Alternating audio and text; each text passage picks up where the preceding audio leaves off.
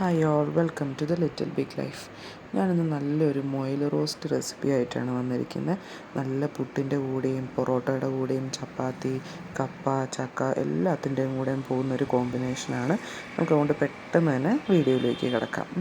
ആദ്യം തന്നെ ഞാനൊരു 3 വലിയ സ്ലൈസ് ഓണിയന് നീളത്തിലരിഞ്ഞ് കട്ട് ചെയ്ത് വെച്ചിട്ടുണ്ട്.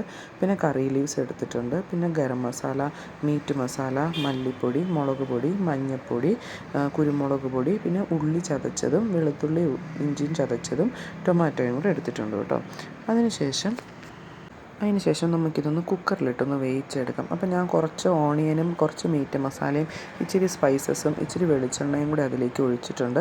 അത് നന്നായിട്ടൊന്ന് ഞെരടി അതിലേക്ക് ആ മസാലയും ആ ഓണിയനൊക്കെ അതിലേക്കൊന്ന് പിടിക്കാൻ വേണ്ടി നന്നായിട്ടൊന്ന് ഞെരടി നമുക്ക് കുക്കറിലൊരു 3 വിസിലടിച്ചെടുക്കാം കേട്ടോ. ആ സമയം കൊണ്ട് നമുക്ക് പാൻ ചൂടാക്കി വെളിച്ചെണ്ണ ഒഴിച്ച്, വെളിച്ചെണ്ണയാണ് നമ്മളിതിൽ യൂസ് ചെയ്യേണ്ടത്. വേറെ എണ്ണയൊന്നും യൂസ് ചെയ്താൽ ആ ടേസ്റ്റ് കിട്ടത്തില്ല. വെളിച്ചെണ്ണ ഒഴിച്ചതിന് ശേഷം കുറച്ച് ജീരകം അതിലേക്ക് ഇടുക. ഒരു സ്പൂൺ ജീരകം ഞാൻ ഇട്ടിട്ടുണ്ട്.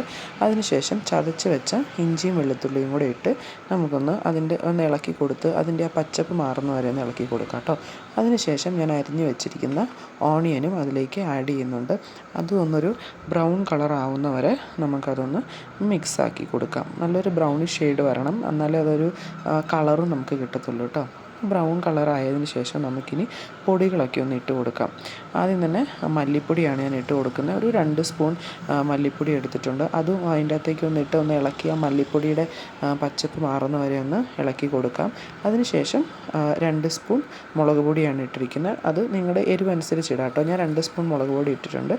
ഒരു 1/2 സ്പൂൺ മഞ്ഞൾപ്പൊടിയും പിന്നെ ഒരു സ്പൂൺ മീറ്റ് മസാലയാണ് ഇട്ടേക്കുന്നത്. മീറ്റ് മസാല ഓപ്ഷണലാട്ടോ, ഉണ്ടെങ്കിൽ ഇട്ടാൽ മതി. ഇനി ഈ പൊടിയെല്ലാം ഇട്ടിട്ട് ഒന്ന് നന്നായിട്ടൊന്ന് ഇളക്കി ആ പൊടിയൊക്കെ ഒന്ന് മൂപ്പിച്ചെടുക്കാം കേട്ടോ. അതിനുശേഷം 2 മീഡിയം സൈസ് തക്കാളി ഞാൻ നീളത്തിലരിഞ്ഞത് അതും കൂടി അതിലേക്കൊന്ന് ആഡ് ചെയ്ത്, തക്കാളി ഒന്നൊരു ലൈറ്റ് കുക്കാവണം. ഫുള്ളി കുക്കായിട്ടങ്ങ് ഉടയണ്ട, ഒരു ലൈറ്റ് കുക്കാവുന്നവരെ ഒരു 3-4 മിനിറ്റ് ഒന്ന് ഇളക്കി കൊടുക്കാം. അതിലേക്ക് ഞാൻ ഇച്ചിരി വെള്ളം ആഡ് ചെയ്യുന്നുണ്ട്, കാരണം അടിക്ക് പിടിക്കാണ്ടിരിക്കാൻ വേണ്ടിയിട്ട് കുറച്ച് വെള്ളം ആഡ് ചെയ്യുന്നുണ്ട്. ആ വെള്ളം കൂടെ ആഡ് ചെയ്ത് കഴിഞ്ഞ് നമുക്കൊന്ന് മൂടി വെച്ചൊന്ന് വേവിക്കാം കേട്ടോ, ഒരു 5 മിനിറ്റ്. അതിനുശേഷം നമ്മുടെ മൊയിൽ വിസിലൊരു 3 വിസിലടിച്ച് വെന്തിട്ടുണ്ട്. അതിൻ്റെ വെള്ളമൊക്കെ ഇറങ്ങിയിട്ടുണ്ട്. അത് നമുക്ക് അതിലേക്ക് അങ്ങ് ഇളക്കി നന്നായിട്ടൊന്ന് അതും ഒന്ന് മിക്സ് ചെയ്ത് കൊടുക്കാം. ഇപ്പം കുറച്ച് വാട്ടറി ആയിട്ടാണ് ഇരിക്കുന്നത്, കുറച്ച് വെള്ളമൊക്കെ ഇറങ്ങിയത് കൊണ്ട് നമുക്കൊരു റോസ്റ്റ് രീതിയിലാണ് വേണ്ടത്. ഇതിനൊരു 15 മിനിറ്റ് നമുക്കൊന്ന് വേവിക്കണം. അതുകൊണ്ടൊരു 15 മിനിറ്റ് നമുക്ക് മൂടി വെച്ച് അതൊന്ന് വേവിച്ചെടുക്കാം. അപ്പോഴത്തേക്കും അതിൻ്റെ വെള്ളമൊക്കെ ഒന്ന് വറ്റി ഒന്ന് കുറുകും കേട്ടോ. അത് കഴിഞ്ഞൊരു 10 മിനിറ്റിന് ശേഷം നമുക്കതൊന്ന് ഓപ്പൺ ആക്കിയിട്ട് ഗരം മസാല ആഡ് ചെയ്യാം. ഞാൻ ആദ്യമേ ഗരം മസാല ആഡ് ചെയ്തിട്ടില്ല. ഒരു 10 മിനിറ്റ് കഴിഞ്ഞിട്ട് തുറന്ന് ഒരു spoon 1-1.5 spoon garam masala add ചെയ്തിട്ടുണ്ട്.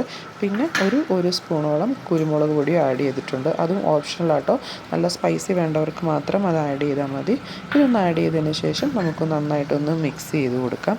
ഇനി ഒരു 5 മിനിറ്റും കൂടെ, മൊത്തം ഒരു 15 മിനിറ്റ് വെന്താൽ മതി. ഇനി ഒരു 5 മിനിറ്റും കൂടെ നമുക്കതിട്ടൊന്ന് വേവിക്കാം കേട്ടോ. ആ സമയം കൊണ്ട് നമുക്കത് കടുക് പൊട്ടിക്കാം. അപ്പോൾ ഞാനൊരു ചെറിയൊരു പാത്രത്തിലേക്ക് കുറച്ച് വെളിച്ചെണ്ണ ഒഴിച്ചിട്ടുണ്ട്. എണ്ണ ചൂടായതിന് ശേഷം അതിലേക്ക് 1 സ്പൂൺ കടുക് എടുത്തിട്ട് പൊട്ടിച്ചെടുക്കാം. അതിനുശേഷം അതിലേക്ക് ഉള്ളി ചതച്ചതാണ് ഞാൻ എടുത്തിരിക്കുന്നത്. വേണമെങ്കിൽ നിങ്ങൾക്ക് അരിഞ്ഞും എടുക്കാം. ഞാൻ ചതച്ചതാണ് എടുത്തിരിക്കുന്നത്. അപ്പം ഇച്ചിരി വലുതായിട്ടൊന്ന് കടിക്കാനൂടെ കിട്ടണമായിരുന്നു. അതുകൊണ്ട് ഞാൻ ചതച്ച ഉള്ളിയും കുറച്ച് കറി ലീവ്സും ഇട്ടിട്ട് നന്നായിട്ടൊന്ന് ഇളക്കി ആ ഉള്ളി ഒന്ന് ബ്രൗണിഷ് കളർ ആവുന്നവരെ അതൊന്ന് ഇളക്കി കൊടുക്കാം. അതിന് ശേഷം നമുക്കിതിലേക്ക് അതൊന്ന് ആഡ് ചെയ്ത് കൊടുക്കുക. ഇപ്പോൾ തന്നെ അതൊന്ന് നന്നായിട്ടൊന്ന് റോസ്റ്റ് രീതിയിലായിട്ടുണ്ട്, വെള്ളമൊക്കെ ഒന്ന് വറ്റി. ഇനി ഉള്ളി അതിലേക്ക് ആഡ് ചെയ്ത് കൊടുത്ത് ഒന്നുകൂടെ ഒന്ന് നന്നായിട്ടൊന്ന് മിക്സ് ചെയ്യാം. ഇപ്പോൾ നല്ല ഫ്ലേവർ ആ വെളിച്ചെണ്ണയുടെയും വെളുത്തുള്ളിയുടെയും ഇഞ്ചി ആ ഉള്ളിയുടെയൊക്കെ നല്ലൊരു ഫ്ലേവർ വരുന്നുണ്ട്. കറി ലീവ്സിൻ്റെ ഒക്കെ നല്ലൊരു സ്മെല്ല്.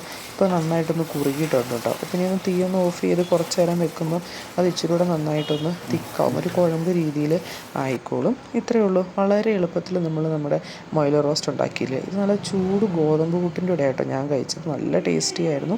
നിങ്ങൾക്ക് ചക്കയുടെ കൂടെയോ കപ്പയുടെ കൂടെയോ ചപ്പാത്തിയുടെ കൂടെയോ ചോറിൻ്റെ കൂടെയോ ഒക്കെ പോവും. എല്ലാവരും ട്രൈ ചെയ്യണം. Bye bye.